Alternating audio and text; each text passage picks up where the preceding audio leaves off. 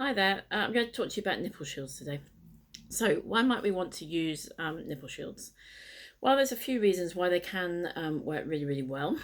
If the baby is not latching, for example, it can be a really good way of getting them to go onto the breast. If a baby has been having a lot of bottles, especially because it can make the nipple seem more like a bottle teat, so that really helps. If you've got a baby who's possibly got a tongue tie or a high palate, sometimes that can be a really good option to get them breastfeeding. They can feed a little bit more efficiently sometimes with a nipple shield. Sometimes if you've got a premature baby, some premature babies actually feed more efficiently with a shield than they do directly on the breast. So sometimes it's a good idea to start with a shield, especially if mum is struggling a little bit to keep up with milk supply by pumping as well. So it can mean that baby can go onto the breast more and get more milk directly. And it can be really useful to use them if you've got flat or inverted nipples. Sometimes that can be a little bit difficult for baby to get a good latch in the early days. Later on, they can quite often feed fine without a shield, even with quite flat nipples. But sometimes it can be a good way of getting them onto the breast if they're finding it a little bit tricky. I'm never a big fan of using nipple shields for sore nipples. I think it would be much better to actually address the reason why the nipples are sore in the first place, so to get some breastfeeding support and make sure that your baby's latching on well, for example.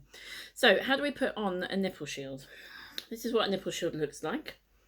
You can see this one's got one cutout. Some of them have two cutouts. Some of them don't have any, and they're a circle. Okay, I like the ones with cutouts better. If you have one cutout, I prefer to use it on the chin side because you get a bit more skin-to-skin contact. What we do when we're first putting our nipple shield on is we turn it pretty much inside out like that. Okay, so it's nearly inside out. All right, then we take our breast. This is my boob, my balloon. He's trying to nipple on. This boob is quite a flat nipple, as you can see. And we put it over the nipple, and then we try and flick it out. A little bit tricky. Let me just see if I can do it. There we go. And as you can see, if you do that, it pulls the nipple into the shield.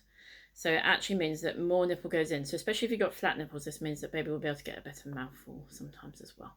So it works really well. Okay. In order to have a nipple shield that fits comfortably, what we want to do is make sure the nipple is just touching the sort of edges of the shaft here. So it's quite a snug fit around the bottom.